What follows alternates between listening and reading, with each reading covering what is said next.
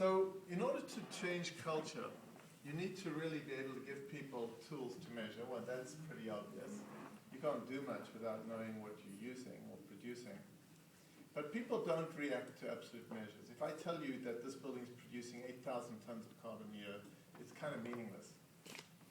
But if I tell you that this building is 10 times as much as the building next door, a similar building, it's very meaningful. If I tell you that your house is 4 tons a year, you might think, well, what does that mean? But if I tell you the neighbor's house is 7, you feel good. So you have to compare, because people react to comparison, not to absolutes. And you use that to change. I mean, the example I gave with housing prices is there. So here's how we do it. We've actually got this. You can actually view this application online. We've got every one of the Toronto District School Board schools in this.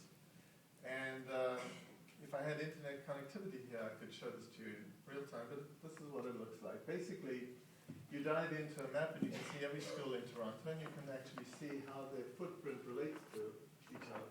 So this little guy, to educate a student, this is normalized data, footprint per student. To educate someone in this school is 1/30 of the amount of carbon than educating them here. Now imagine that. The reason I gave the $7 million example for Markham Street is that's a factor of 7 times the average house price.